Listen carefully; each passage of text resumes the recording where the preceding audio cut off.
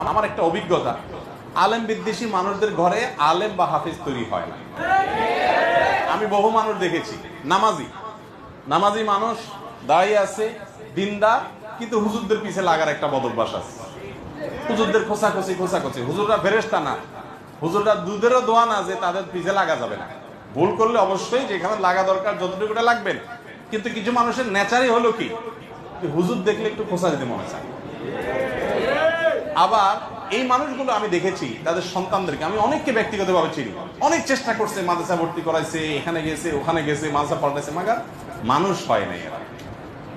আর এর বিপরীতে আলেম এবং তালেম ইলমদের প্রতি ভালোবাসা থাকবে, স্নেহ থাকবে, মমতা থাকবে। আল্লাহ তাআলা সাধারণত এই ঘরে যদি অন্যান্য শর্তগুলো ঠিকঠাক মতো পূরণ করে হাফেজ আলেম তৈরি করে দেন। আলহামদুলিল্লাহ। সন্তানকে কোরআনে কারীমের হাফেজ বানানোর জন্য সর্বপ্রথম পদক্ষেপ হবে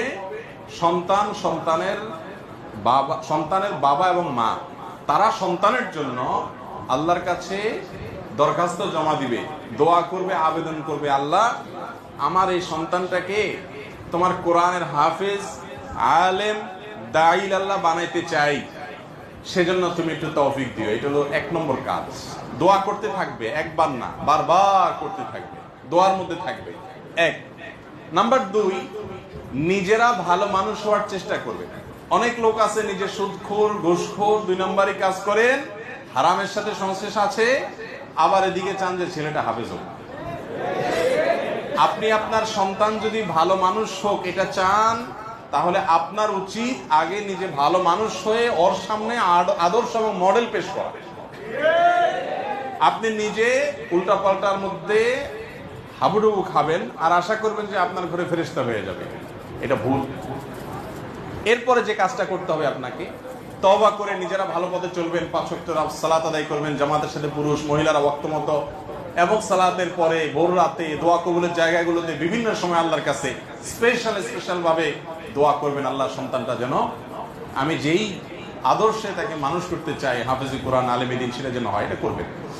এরপর একাডেমিক পদক্ষেপ হিসাবে যে কাজটা করবেন প্রথম, সেটা হলো তার যখন থেকে সে আপনার কথা বলতে শিখে, তারপর আস্তে আস্তে তাকে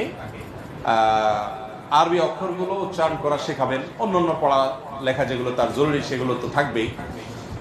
এই আরবি অক্ষর বর্ণমালা শেখানোর জন্য একজন হাফেজ, কোন একটা মসজিদের ইমাম, মুয়াজ্জিন, অথবা কোন একটা মাদ্রাসার শিক্ষক, বা একজন ভালো হাফেজ, যে হাফেজ তারাবি পড়ায় সুন্দর করে, শুদ্ধ করে, এরকম কোন একটা হাফেজের তত্ত্বাবধানে তাকে নুরানি কায়দাটা পড়াবে।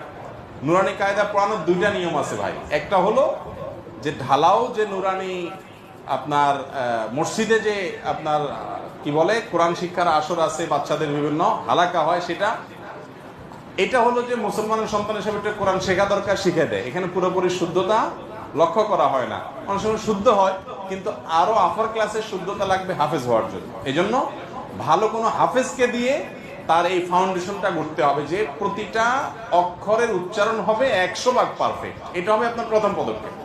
এটা যদি করতে পারেন তাহলে আল্লাহর রহমতে আপনার 6 মাসের কাজ 1 বছরের কাজ আগায় গেল। এটা কিন্তু 1-2 মাসে সম্ভব। আমাদের বেশিরভাগ ভাইয়েরা নিজেরা না জানার কারণে এই জায়গাটাতে ভুল করে ফেলেন। আপনি কিন্তু মক্তবের গতানুগতিক পড়া দিয়ে হবে না। যে হুজুরের কাছে দিবেন তাকে বলবেন যে ভাই আমি তাকে হাফেজ বানাবো, অতএব হিফজের যে ফাউন্ডেশন সেটা দিতে হবে। 50 তলা বিল্ডিং এর ফাউন্ডেশন আর 5 তলা বিল্ডিং এর ফাউন্ডেশন একরকম হবে? অতএব যেহেতু সে হাফেজ বানাতে চাই তাকে, অতএব তার ফাউন্ডেশনটা ওইরকম হইতে হবে, উচ্চারণটা হইতে হবে একদম পারফেক্ট সহি। কোন রকম শুদ্ধ উচ্চারণ আমাদের সবার আছে, কিন্তু যারা হাফেজ তাদের উচ্চারণটা একটু ভালো থাকে আমাদের দেশে। তো এটা করবেন 1। এর পাশাপাশি তাকে হিফজখানায় যখন সে ভর্তি হওয়ার উপযুক্ত হবে তখন তাকে ভর্তি করবেন। সম্ভব হলে বাসার আশেপাশে এমন কোনো হিফজখানা রাখবেন যেখানে আপনি সারাক্ষণ তত্ত্বাবধান করতে পারেন। যদি আসা যাওয়া করে পড়তে পারে খুবই ভালো। আবাসিক থাকা অনেক ফজিলত আছে, উপকার আছে, কিন্তু বাসায় যদি ভালো পরিবেশ দিতে পারেন তাহলে আসা যাওয়াও করতে পারে। আবাসিক দিলে এমন পরিবেশ যেন হয় যেখানে বাচ্চার কোনো কষ্ট না হয়। তার কষ্ট না হয় বলতে এরকম কোনো কষ্ট না হয় যে কষ্টের কারণে সে ভেতরে কোরআনের প্রতি বিদ্বেষী হয়ে ওঠে বা বিতৃষ্ণ হয়ে ওঠে। একজন সাহাবী বলেছেন, লা তুমিল্লা বিহাদাল কোরআন, আল্লাহর এই কোরআন দিয়ে মানুষকে বিরক্ত করিও না। মানুষ যতটুকু নিতে পারে তার চেয়ে বেশি তুমি দিলা, এত বেশি কোরআন পড়াইতে থাকলা যে সে নিতে চাচ্ছে না, তারপরেও জবরদস্তি দিতে চাইলা, তো অতিরিক্ত দিলে সে বিরক্ত হয়ে যাবে। এই জন্য আল্লাহ কোরআন দিয়ে কাউকে বিরক্ত করবা না। সেখানে একটা ছোট বাচ্চা, অতএব সে কতটুকু নিতে পারে, তার চেয়ে বেশি প্রেশার হয়ে যাচ্ছে কিনা, তারপরে টর্চার হচ্ছে কিনা, জুলুম হচ্ছে কিনা, এগুলো লক্ষ্য রাখতে হবে। এইসব বিষয়গুলো আপনি তত্ত্বাবধান করবেন, খেয়াল রাখবেন, মনিটর করবেন।